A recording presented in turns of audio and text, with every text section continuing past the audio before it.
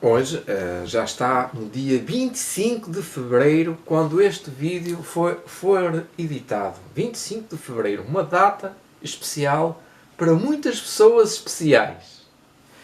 Estou a falar também para os 5 continentes, para todo o auditório, para para os nossos grupos da Esperança, das citações de Helena White, a verdade presente para este tempo, os eventos finais, a chuva seródia e também para isto só vídeo. Eu vou só pôr aqui algo a correr no meu vídeo. A escola dos profetas. Sabe qual é a escola dos profetas? É a escola sabatina. Agora não está a escrever o meu teclado. Já está. Escola sabatina inária. Escola sabatina inária. E não foi dar. Oh. A escola sabatina inária. Aí está. É o 509. Uau.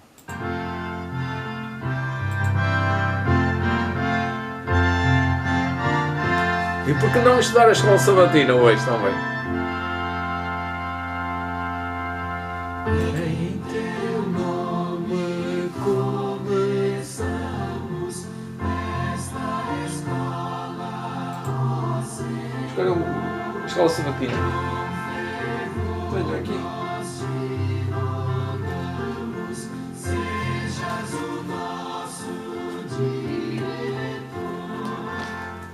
Cada sábado nós vimos a tua escola, oh Jesus. Venha, Mestre, instruir-nos no caminho de luz. Esta escola nos ensina em tua santa lei viver e nos manda que sejamos sempre fiéis até morrer. Cada sábado nós vimos a tua escola, oh Jesus. Venha, ó Mestre, instruir-nos no teu caminho, teu de luz. Um servo magoado e sofredor. Quem é o servo de Deus? De Isaías 49, 1 a 12.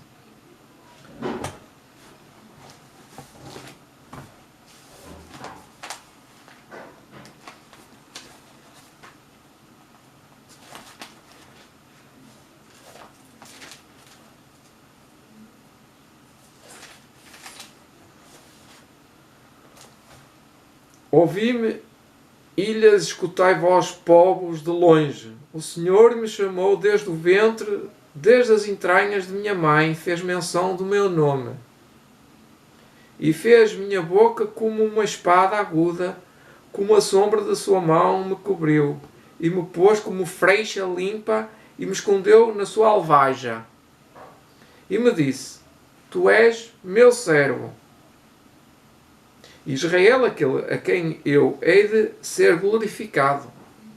Mas eu disse, de baldo tenho trabalhado inútil e vãmente, gastei as minhas forças, todavia o meu direito está perante o Senhor, e o meu galardão perante o meu Deus.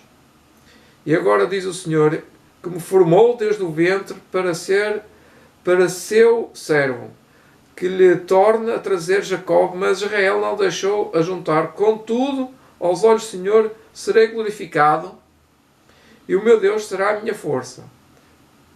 Disse mais, pouco é que sejas o meu servo, para restaurares as tribos de Jacó e tornares a trazer os guardas de Israel. Também te dei para a luz dos gentios, para seres a minha salvação até às extremidades da terra. Assim diz o Senhor, o Redentor de Israel, o seu santo, à alma desprezada, ao que as nações abominam, ao servo dos que dominam. Os reis o verão e se levantarão, os príncipes diante de ti se inclinarão, por amor do Senhor, que é fiel, e do santo de Israel, que te escolheu. Assim diz o Senhor, no tempo favorável te ouvi, no dia da salvação te ajudei, e te guardarei, e te darei por concerto do povo, para restaurares a terra, e lhe dares por uma herança as herdades assoladas, para dizeres aos presos, sai, e aos que estão em trevas, aparecei. Eles pastarão nos caminhos, e em todos os lugares altos terão o seu pasto. Nunca terão fome, nem sede, nem calma alguma, nem sol. Nem a calma, nem o sol os afligirá, porque o que se compadece deles os guiará, e os levará mansamente aos mananciais das águas. E farei de todos os montes um caminho, e as minhas veredas serão exaltadas. Eis que estes virão de longe, e eis que aqueles do norte e do ocidente, e aqueles outros da terra de Sinim. Exultai, ó céus, e alegra tu, ó terra, e vós montes. Estalai de júbilo, porque o Senhor consolou o seu povo, e dos seus aflitos se compadecerá. Mas Sião diz, já me desamparou o Senhor, e o Senhor se esqueceu de mim.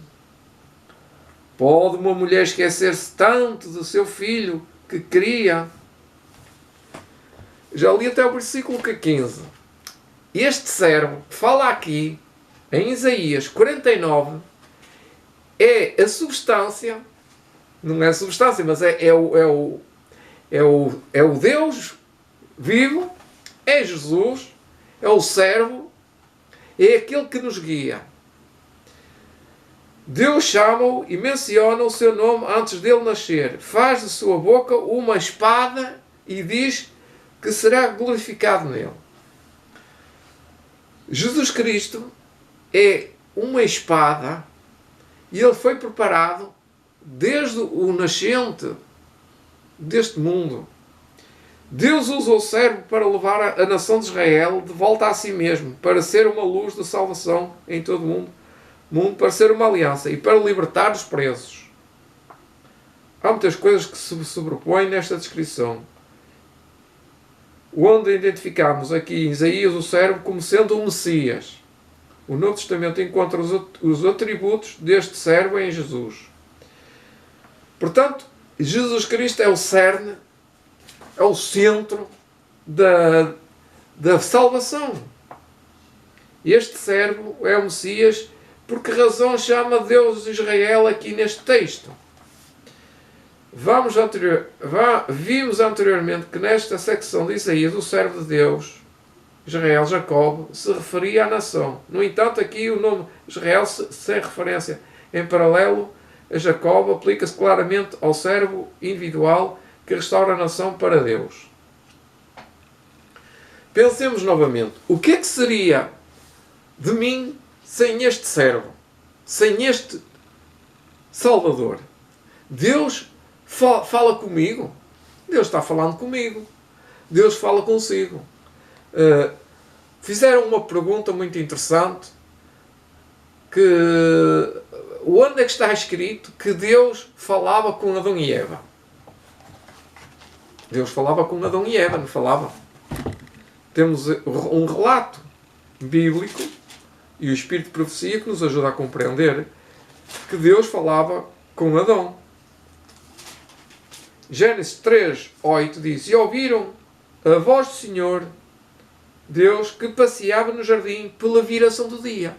Portanto, aqui fala que eles ouviram outra vez, mais uma vez, que estava a acontecer outra vez.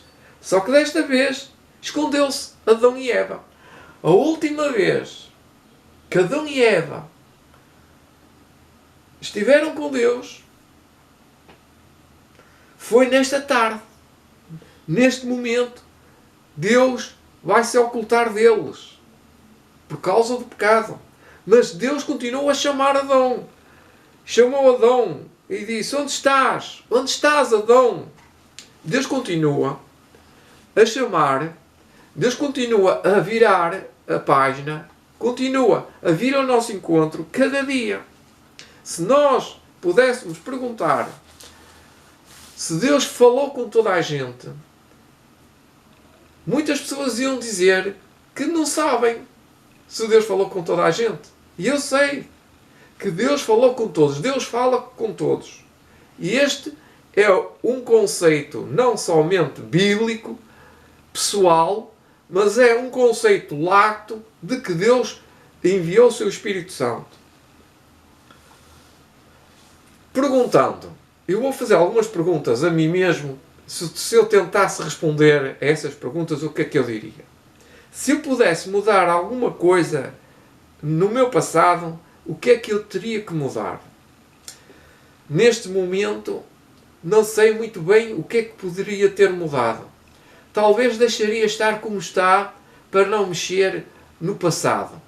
Porque mexer no passado altera o futuro. Isso está quase provado cientificamente que não se pode mexer no passado. Nem Deus pode mexer no passado. Por isso mesmo é que eu planeei, ou melhor, Deus planeou o grande plano que tem dois sentidos. Quando nós falamos no grande plano, a nível de técnica, é dar o plano geral de uma visão, por exemplo, das montanhas, ver as montanhas todas por cima. É o grande plano. Ou então ver o plano do mar. Ou então da pessoa ver o plano todo. Neste caso, o grande plano de Deus é desde a concepção deste mundo até ao futuro. Esse é o grande plano. E nesta conjectura toda, Deus apresenta também o plano da salvação antes do pecado. Antes que existisse o homem, antes que existisse o mundo, este planeta, Deus tinha um grande plano. Por isso, mudar o passado é impossível. Mudar alguma coisa que estivesse mal, se nós conseguíssemos mudar, nós íamos mexer e talvez alterar a nossa personalidade, o nosso coração, e podíamos até ficar piores. Esta é uma teoria do tempo, porque o tempo é como a soma de frações de bocados que estão enquadrados no espaço. Vou explicar. Eu, se quisesse mudar esta caneta para o que era, eu ia mudá-la e ia ficar apenas com detritos. Ou ia ficar com gases. Ou ia ficar com apenas o carvão. Portanto, voltar atrás é redescobrir a origem e tentar remediar o mal. Só que nós não conseguimos.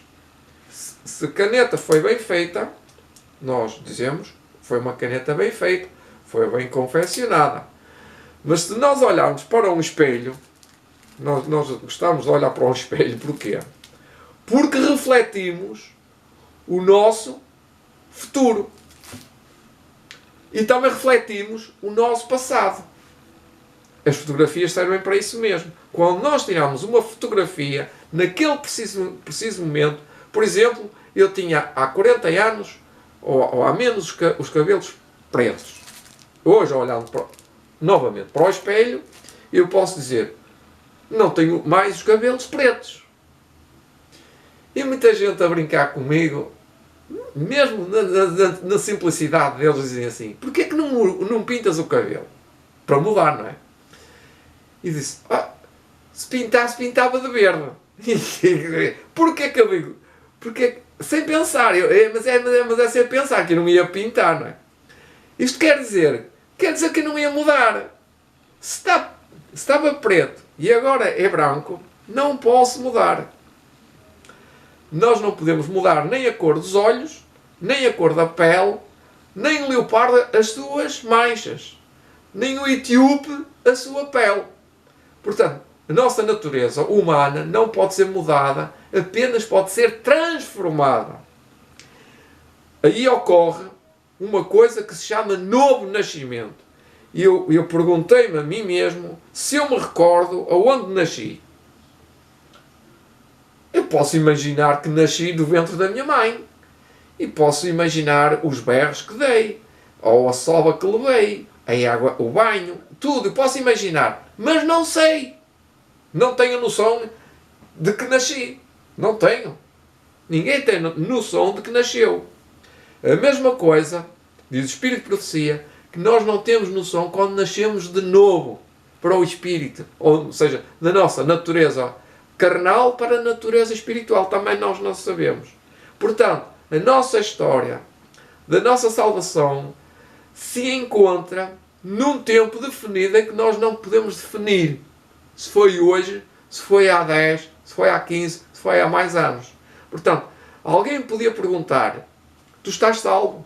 E eu podia afirmar: estás. Porque a salvação é o momento exato em que nós aceitamos Jesus. E neste momento, quando nós aceitamos Jesus, estamos salvos. Então podemos dizer com toda a sinceridade que cada minuto que nós desejamos ser salvos, nesse momento estamos salvos. A história da salvação é o grande plano de Deus. Que melhor poderia eu contar para desmistificar, para explicar esta história? Havia uma história que eu ouvi na escola sabatina, ou que estudei, a escola dos profetas, a escola sabatina. E é nessa escola que eu aprendo muito. Foi lá que andei com o Zé Augusto e com muita gente, e que muita gente ainda aprende e continua a aprender. Então havia um pai e um filho. O pai era muito rico. Tinha uma casa, uma mansão e tinha um filho. E o filho não sabia a riqueza que tinha, não sabia dar valor à riqueza que tinha. O pai é que pensava que o filho não sabia dar valor à riqueza que o pai tinha. Então o pai pegou e levou à casa de um pobrezinho, uma família pobre, e mostrou: olha, vais ficar aqui um dia e vais brincar com este menino. E ele ficou lá a brincar, andou lá a correr, andou lá nas poças, sujou-se todo, lamiou-se todo, lambuzou-se todo, brincou com o cão, que brincou com os animais, brincou lá no rio, brincou lá nas montanhas, brincou lá no lago, brincou naqueles espaços do miúdo, muito pobre. E ao fim do dia o pai foi buscá-lo. E na caminhada para casa o pai pergunta-lhe: filho, tu já vistes que há gente muito pobre? Tu reparastes? E o filho: é verdade, pai. É verdade, pai. Há gente mesmo pobre. Olha, nós temos uma casa, mas aquele menino, ó pai, ele tem as casas que quer. Ele entrava nas casas dos vizinhos, ele entrava na casa dele, ele entrava na casa dos animais, ele entrava nas grutas. Ei, pá, tantas casas que ele tem, e nós só temos uma. Ó pai, nós só temos uma piscina. Olha, mas aquele menino tem um rio, tem um lago, fomos até à praia. Ei pá, ele tem tanto. Ele tem tanto espaço, tem tantos parques, e nós só temos um jardim. Oh pai, somos mesmo pobres. Digam-me lá. E este plano do pai mostrar ao filho que era pobre saiu-lhe furado. A mesma coisa. Nós podemos dar várias lições nesta lição. Muitas pessoas querem mostrar, querem fazer perguntas que não têm resposta. Quem é que é o Senhor? Quem é que é o rico? Quem é que é o pobre?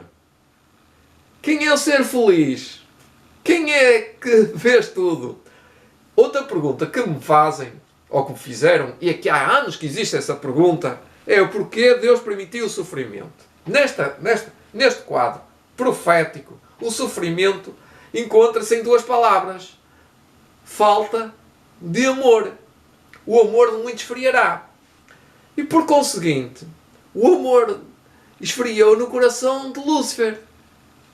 E essa é a causa do sofrimento para o mundo. E porque Deus o permitiu? De certeza que Deus não queria que o sofrimento fosse acontecer. Mas Deus controla tudo. Deus controlou os poderes das trevas, controla Satanás, ele não pode fazer o que quer, controla o mundo todo, ele controla o sofrimento todo e diz: alto, até aqui chega, basta. Há um limite para tudo. Muitas vezes eu vejo publicações que me perdoam a minha sinceridade ou a minha honestidade, a minha veracidade dos factos. Há publicações que eu não admito.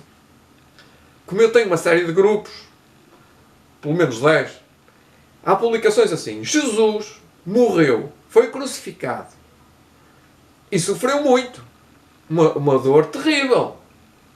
Mas as publicações que fazem, muitas vezes, eu não as aceito pela simples razão. E vão ver o quadro. Eu tento descrever e não tento muito dar ênfase a este quadro. Jesus todo trasmalhado, eu ia dizer todo pisado, todo desbugalhado. Aquilo é horrível, aquilo não pode ser. É demais, há um limite. Ou seja, os sentimentos, quando vão para explorar o sofrimento ao máximo, deixa de haver uma coisa que se chama Deus. Uma coisa é o controle. Deus permitiu que Jesus sofresse, mas diz Helena White, porque eu estou a citar agora, vou citar, que Jesus não morreu por causa do sofrimento físico. Ele morreu por causa da angústia, por causa dos pecados. Foi esse o motivo. Não foi ele sofreu sofreu o chicote, sofreu os cravos, sofreu a coroa de espinhos, sofreu. Mas isso não era o suficiente para matar Jesus. Ou seja, ia matá-lo devagarinho. Jesus morreu em poucas horas. Portanto, quando nós publicamos uma série de imagens, tenhamos o cuidado, a preocupação de examinar o que está escrito. Às vezes é preferível dizer assim: Jesus sofreu por mim, ou Jesus sofreu por os meus pecados, para não dar uma imagem, ia dizer, platónica do sofrimento. Ou seja, desvirtualizar. Queria terminar com um conselho, o conselho que eu daria. Que conselho daria a todo ser vivente?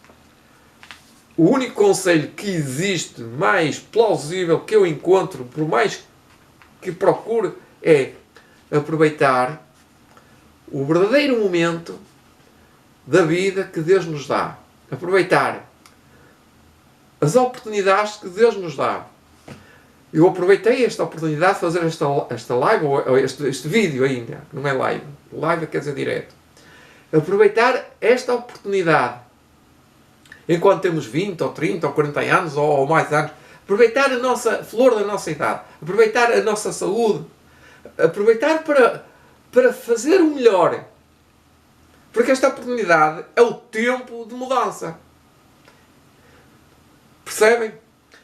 Termino com este conselho. Aproveitem esta oportunidade, porque hoje falei de Deus, da parte de Deus. Para todos vós, que sois aniversariantes, ou que ser, este ano 2021, já perco o ano. Já começo a dizer que ainda é 2021 daqui a um ano.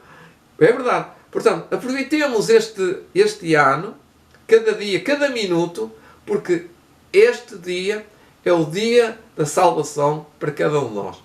Obrigado e cliquem aí, façam o vosso melhor e voltem sempre a escutar e ouvir estes vídeos. Deus vos abençoe. Amém. Já agora, vamos continuar. Vem ensinar-me.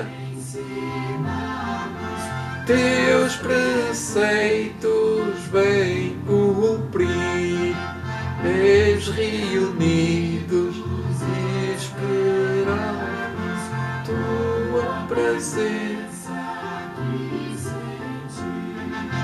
Cada sábado nós vimos a tua escola, oh Jesus, venha, ó Mestre, instruir-nos no caminho teu.